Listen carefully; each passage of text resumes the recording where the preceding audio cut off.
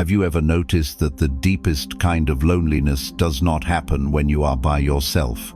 It happens when you are sitting right next to someone, sharing the same space, the same silence, and yet you feel entirely invisible. You are in the same room. You are breathing the same air.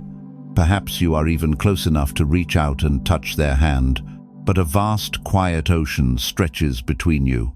You speak, and your words seem to dissolve into the air before they ever truly reach them. You wait for a glance, a gesture, a moment of genuine connection, just a flicker of recognition to remind you that you matter, but it never comes. Instead, you are met with a distracted nod, a glowing screen, or a heavy, distant silence. It is an exhausting, quiet kind of heartbreak. You are physically present, but emotionally, you are standing in an empty room, hoping someone will finally turn around. Most people do not realize that this specific pain, the pain of being unseen by someone who is right in front of you, is one of the heaviest burdens the human heart can carry. We twist ourselves into tight knots, trying to bridge the gap. We shrink our own boundaries to make them comfortable. We become overly helpful, hoping to earn a moment of their focus. Or worse, we become completely silent, abandoning our own inner voice because we fear that asking to be seen will only push them further away. But here is the truth. The harder you try to force their eyes open, the more you lose sight of yourself. Buddhist wisdom teaches us that true presence is not merely a physical state. Two bodies can occupy the same room while their minds drift in entirely different universes. One of the deepest lessons of Buddhism is understanding how our attachments create our suffering. We suffer deeply, not just because the other person is distant, but because we are desperately clinging to the expectation that physical closeness must equal emotional intimacy. We hold on to the illusion of how the moment should feel, and in doing so, we wage war against the reality of what is actually happening. Imagine two trees planted side by side in a quiet courtyard. Their branches may brush against one another in the wind. Their shadows might overlap as the sun moves across the sky. But if a drought comes, one tree cannot drink for the other. Each must draw its own water from the deep earth beneath it. When you sit beside someone who is emotionally absent, you are expecting their attention to water your parched spirit. You are waiting for them to bring the rain. And when they do not, you begin to wither, slowly forgetting that your own roots are entirely capable of finding water on their own. Think about your own life. How many evenings have you spent feeling the heavy weight of an ignored sentence? How much of your energy is drained away by watching their face, anticipating their mood, waiting for a tiny breadcrumb of affection? Ask yourself this: in your desperate attempt to be seen by them, how much of yourself have you abandoned? What are you so afraid will happen if you simply stop trying to force a locked door open? Pause, breathe. Observe the painful thought of being unseen without following it into a dark spiral. Let the heavy feeling rise in your chest without making it your identity. You are not invisible. You are simply in the presence of someone who has forgotten how to look. You do not have to chase a ghost in a shared room. You do not need to abandon your own heart just to keep company with someone else's shadow. Because peace is not found by finally making someone else pay attention to you. It is found by standing firm in your own quiet light. But letting go of the need to control their gaze is only the first step. And this is where the next truth begins. Here is a truth few people want to face. Proximity is not presence. We are taught to believe that closeness is measured by inches and miles. We think that if we share the same roof, sleep under the same blanket, or sit at the same dinner table, we are together. But what if the hardest distance to cross is not physical at all? What if the vastest desert lies in the space between two people, sitting just inches apart on the same couch? When you feel invisible in your own relationship, your instinct is often to close the physical gap. You move closer. You linger in the doorway of the room they are in. You sit quietly beside them while they stare at a screen, hoping that your physical gravity will somehow pull their attention back to you. You tell yourself that as long as they are still here, in this house, in this room, there is still a connection. But this is a painful illusion. You are holding onto the shell of the relationship while the spirit of it slips through your fingers. Buddhism reminds us of the profound difference between form and substance. We often suffer because we cling desperately to the outer form of things, the label of a relationship, the daily routines, the shared physical space, expecting those forms to give us the warmth of true connection. But form without substance is empty. When we attach our peace to the mere physical presence of another person, we set ourselves up for a quiet, crushing disappointment.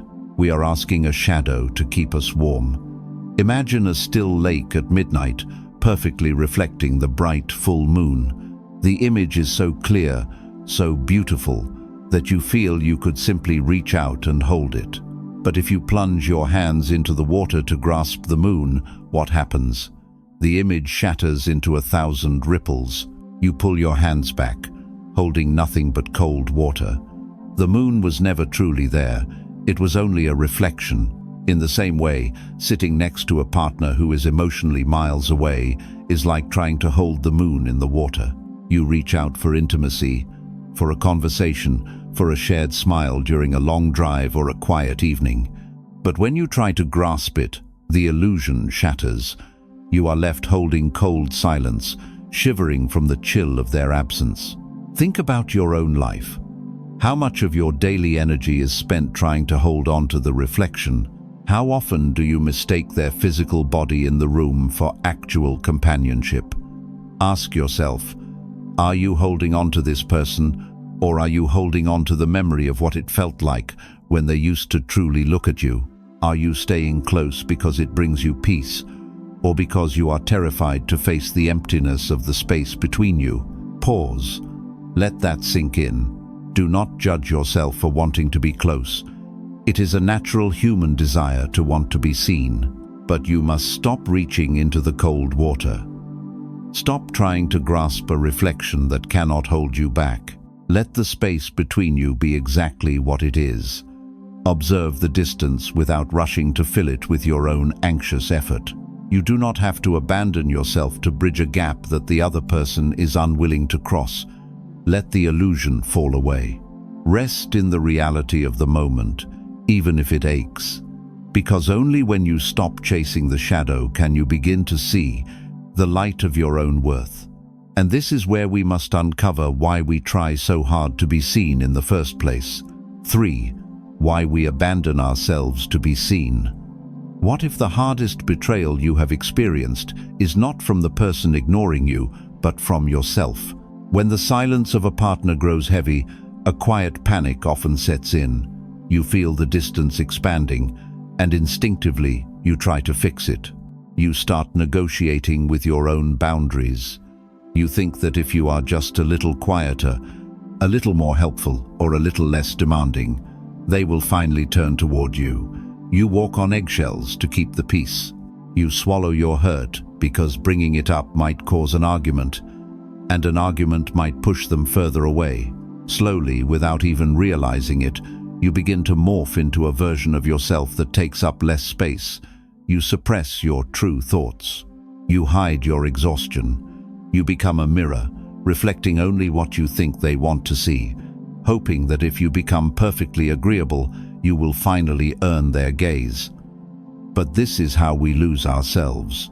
In Buddhist thought, suffering multiplies when we look outside of ourselves for our own center of gravity, when we attach our fundamental sense of worth to the attention or validation of another person. We hand over the keys to our inner peace. We become entirely dependent on their emotional weather. Buddhism teaches that true grounding comes from within. When you abandon your own inner voice to appease someone else's silence, you are breaking the most sacred vow you can make, the vow to remain faithful to your own spirit. Imagine a strong, beautiful tree planted near a house. Above the tree, is the vast, open sky, pouring down endless sunlight. But instead of growing upward into the boundless light, the tree twists itself. It bends its trunk and contorts its branches just to catch a tiny, dim sliver of light coming from a single window of the house. Over time, the tree grows crooked, its roots weaken. It forgets the open sky, believing that the faint light from the window is the only warmth it will ever know. When you abandon yourself in a relationship, you are bending toward that window. You twist your personality, compromise your values, and suppress your joy, all to catch a fleeting beam of attention from someone who is not even looking outside. You spend your days feeling emotionally exhausted because living in a contorted shape takes an immense amount of energy. Think about your own life. How many words have you swallowed because you were afraid of their reaction? How many times have you set your own needs aside, hoping that your sacrifice would somehow make them realize your value? Ask yourself, how small have you made yourself just to fit into their silence? What parts of your soul have you buried in the desperate hope of keeping this connection alive? Pause, breathe, feel your own weight resting where you sit. Observe the rhythm of your own chest rising and falling. You do not need to shrink to be worthy of love. You do not have to twist your spirit to earn a place in someone else's life. Stand tall, unbend your branches, look up at your own sky. Do your part in the relationship, then completely release the outcome, because you cannot heal a connection by slowly disappearing from it. You cannot make someone see you by turning yourself into a ghost. Yet, when the silence at home becomes too loud, we often try to escape it by looking for noise everywhere else. And this is where the next truth begins. What if the loudest loneliness of all is found in the middle of a crowded room? When the silence in your relationship becomes unbearable, it is a natural human instinct to run from it. You pack your schedule. You say yes to every social invitation. You surround yourself with friends, co-workers, or the endless chatter of the internet. You seek out the noise of the world, hoping that the sheer volume of other people will drown out the quiet ache waiting for you at home. You want to be seen, even if it is just a passing glance, just to prove to yourself that you still exist. But eventually, the inevitable happens. You are standing in a crowded room, surrounded by voices, movement, and laughter. People are looking at you, talking to you, acknowledging your physical presence. Yet, a sudden, overwhelming sense of isolation washes over you. The crowd feels like a mirage. You realize, with a heavy heart, that hundreds of superficial interactions cannot replace the depth of the connection you are truly starving for. Buddhist wisdom teaches us that running away from our suffering only ensures that it will follow us. We often treat our pain like a physical place we can simply walk away from by changing our scenery. But the void you feel is not bound to the walls of your house or the chair next to your partner. It travels within you. Buddhism reminds us that external distraction can never cure an internal wound. True peace requires us to stop running, to turn around, and to gently sit with the very emptiness we are trying to escape. Imagine carrying a small, flickering candle out into a violent windstorm, hoping the massive, chaotic energy of the storm will somehow protect your fragile flame. You step into the roaring wind, but the chaotic gusts do not offer safety. They only threaten to extinguish your light completely. The wind cannot shelter a candle. To protect the flame, you do not need a storm. You need to step out of the wind, find a quiet room, and cup your own hands securely around it. This is what happens when you run into the crowded spaces of modern life. The endless social media scrolling, the overbooked weekends, the forced socializing. You are taking your fragile, aching heart into the windstorm of the world, hoping the noise will fix the coldness of your relationship. But the noise only leaves you more exhausted, more drained, and more acutely aware of the chill when you finally return to the quiet. Think about your own life. How often do you use busyness as an anesthetic? How much of your energy is spent seeking out temporary warmth from a crowd, only to feel twice as cold the moment you unlock your front door and step back into their silence? Ask yourself, what are you trying not to feel when you frantically fill your calendar? What truth is the silence at home trying to show you that you are so desperately afraid to see? Pause, breathe. Stop running from the quiet. Observe the feeling of emptiness, without frantically trying to plug the hole with other people's voices. Stop trying to force the world to distract you from your own heart. Cup your hands around your own flame. Let the storm of distraction pass without becoming the storm, because a crowded room can never heal a lonely heart. The peace you are looking for cannot be given to you by a stranger, just as it cannot be forced from a distant partner. The answer lies in what happens when you finally stop moving. Because beneath their silence is a profound reflection waiting to be understood. 5. The mirror of their silence. What if the silence of the person beside you is not a punishment, but a mirror? Here is the truth few people want to face. When the person we love ignores us, we immediately take it personally. We turn their quietness into a weapon and point it at ourselves. We dissect our past conversations. We question our value. We wonder if we are too needy, too loud, or simply not enough. We look at their glowing screen, their turned back, or their empty gaze, and we tell ourselves a painful story. We believe their absence is a direct reflection of our inadequacy. We think, if I were truly lovable, they would look at me. If I mattered, they would speak. But this is an illusion that causes immense suffering. Buddhist wisdom teaches us the profound practice of separating our own worth from the actions of others. In Buddhist thought, every human being is walking through their own internal weather. Their silence, their distraction, their emotional distance, these are rarely about you. They are manifestations of their own heavy minds, their own fears, and their own inability to be present in the moment. When we take their silence personally, we are attaching our inner peace to their internal struggles. Buddhism reminds us that we create our own misery when we believe we are responsible for or defined by the emotional capacity of someone else. Imagine standing at the edge of a deep mountain lake on a cold, foggy morning. You lean over the water, hoping to see a clear, beautiful reflection of yourself. But the surface is agitated by the wind, covered in thick grey mist and drifting autumn leaves. No matter how hard you stare into the water, you cannot see your own face. The image is blurred and distorted. Do you walk away from the lake believing that you have no face? Do you assume that you have suddenly disappeared? No. You understand that the water is simply incapable of reflecting clearly right now. The problem is the fog, not your existence. Their silence is the foggy lake.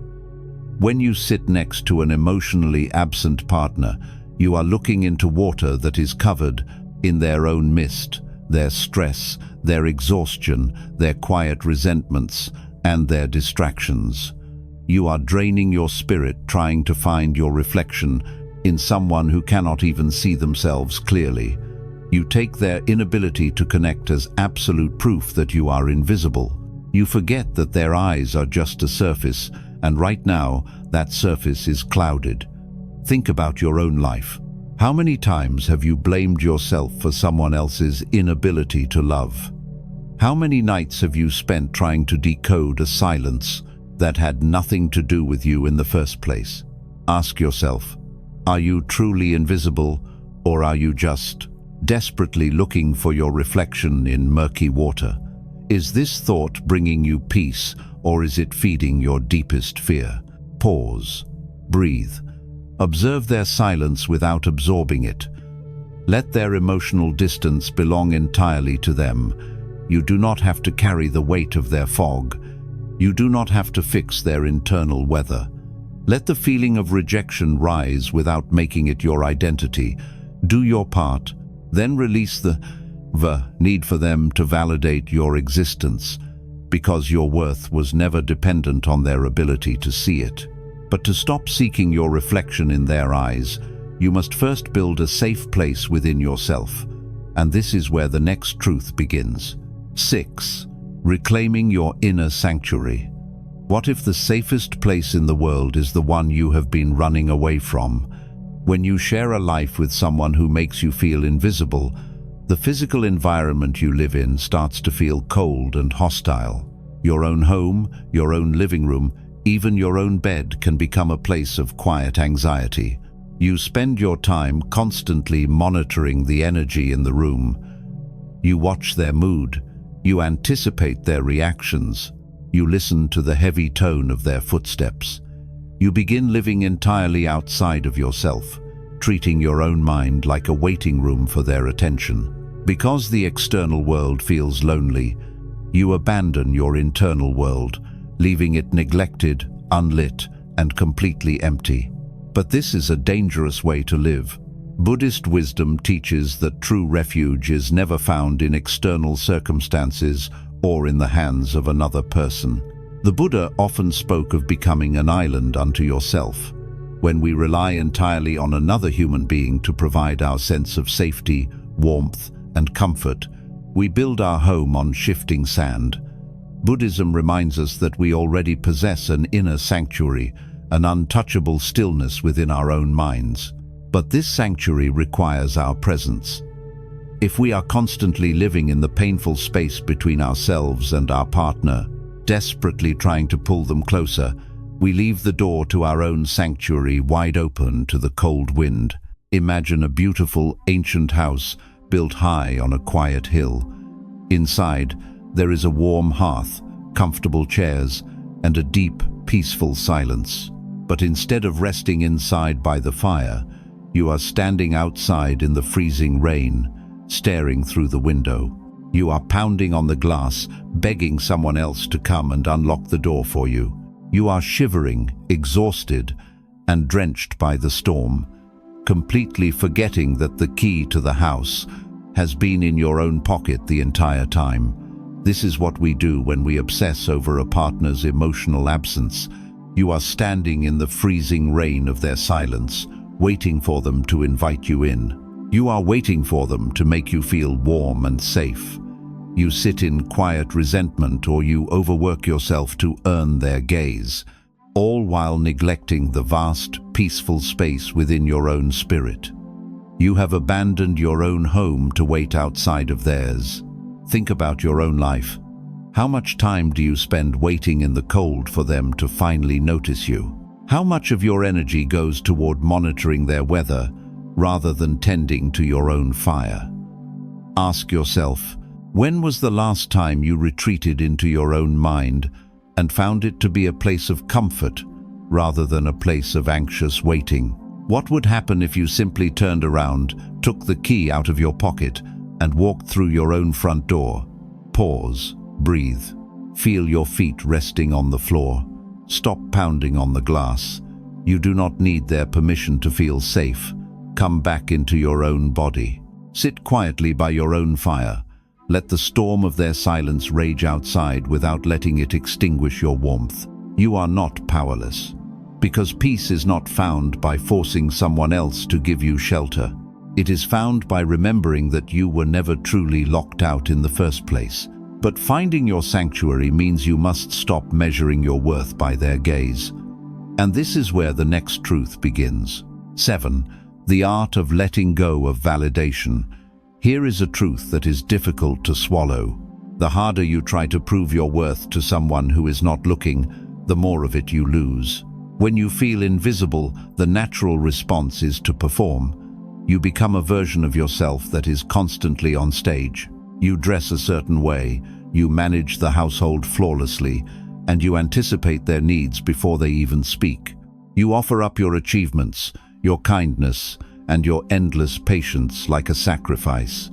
You are waiting for one simple thing: validation, a smile, a word of praise, a clear signal that says, "I see you and you are enough." But when that validation never arrives, you do not stop performing. You simply try harder, convincing yourself that you just have not done enough yet. But this is an exhausting way to live. Buddhist wisdom teaches us about the trap of seeking praise and fearing blame. When our peace depends entirely on the validation of another person, we become prisoners to their perception. Buddhism reminds us that our true nature is already complete. Worth is not a currency that someone else deposits into your account. When you desperately seek validation from a distant partner, you are acting from a place of lack, believing that you are fundamentally empty until they decide to fill you. Imagine a beautiful songbird trapped in an open cage. The cage door is wide open, leading out into a vast sunlit forest, but the bird refuses to fly. Instead, it stays inside the metal bars, singing louder and louder, performing frantic dances on its little wooden swing.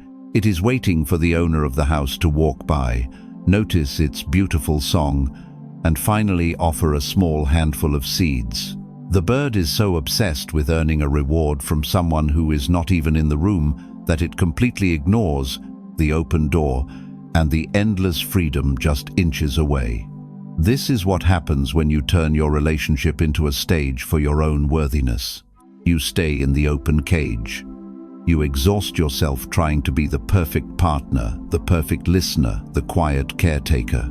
You wait for the handful of seeds, a compliment, a sudden realization of your value, a moment of deep affection. You spend your life singing for an empty room, forgetting that you are entirely free to step out of the cage and live for yourself. Think about your own life. How much of your daily routine is secretly a performance designed to catch their eye? How exhausted are you from trying to earn something that was never theirs to give? Ask yourself, if you knew with absolute certainty that they would never offer you the validation you are seeking, how would you change the way you live today? What would you stop doing? Pause. Breathe. Observe the desperate urge to perform without giving in to it. Let the desire for their praise pass like a cloud drifting across the sky. Stop trying to sing for someone who is not listening. You do not need their applause to know your song is beautiful. Do your part in the relationship, then release the need for a reward. You are not a transaction. Because letting go of their validation clears the space for the most important relationship of all. And this is where the next truth begins. 8. Becoming visible to yourself. What if the person you have been desperately waiting to be seen by is actually yourself? Here is a painful reality of feeling invisible in a relationship. In the agonizing process of trying to catch the eye of someone sitting right next to you, you stop looking at yourself. You spend years waiting for them to notice your pain, your quiet efforts, your heavy sadness. You convince yourself that if they finally look up and acknowledge you, your feelings will become real. But in this endless waiting, you become completely detached from your own inner life. You stop tending to your own joy. You ignore your own intuition. You treat your own soul as an afterthought, abandoning yourself simply because you are too busy, trying not to be a ghost in someone else's life. But this is how the spirit starves. Buddhist wisdom teaches us the profound practice of loving awareness, beginning first and foremost with ourselves. We suffer because we demand an external witness to our existence. We believe that we are only real if someone else confirms it. But Buddhism reminds us that the most vital witness is the light of your own consciousness. True mindfulness is not merely about watching your breath or enduring the present moment. It is about shining the light of deep, compassionate attention inward. When you finally turn that light upon yourself, the cold shadow of someone else's neglect loses its power over you. Imagine a lush, vibrant garden hidden behind high stone walls. For years, the caretaker has stood faithfully at the heavy wooden gate, watching the dusty road, waiting for someone to come along and admire the flowers. Because their eyes are locked on the empty road, they forget to water the orchids. They forget to pull the weeds. The soil dries up and the vibrant colors fade to brown. The deepest tragedy is not that no one walked down the road. The tragedy is that the caretaker let their own beautiful sanctuary die while waiting for an audience. This is what happens when you wait for an emotionally absent partner to finally see you. You are standing at the gate of your own life, watching their face, hoping they will wander in and validate your worth. Meanwhile, you stop watering your own passions. You neglect your own emotional health. You let your own spirit wither while waiting for someone else to appreciate the beauty of who you are. Think about your own life. How much of your vital energy has been poured into watching the empty road? When was the last time you truly looked at yourself with deep compassion rather than criticism? Ask yourself, what would happen if you took all the desperate, anxious energy you spend trying to be seen by them and poured it directly back into your own garden? Pause, breathe, bring your attention back to your own beating heart. Observe the feeling of neglect, but do not let it define your worth. You do not need to wait at the gate anymore. Stop looking down the empty road. Turn around, pick up the water, and tend to your own earth. You are not invisible. You have simply been waiting for someone else to recognize what you must first recognize in yourself. But learning to see yourself is only the beginning of true freedom. And this brings us to the final realization of what it means to simply be. 9. The freedom of true presence. We return to where we began. You are sitting in a quiet room, inches away from the person you love. The silence is still heavy.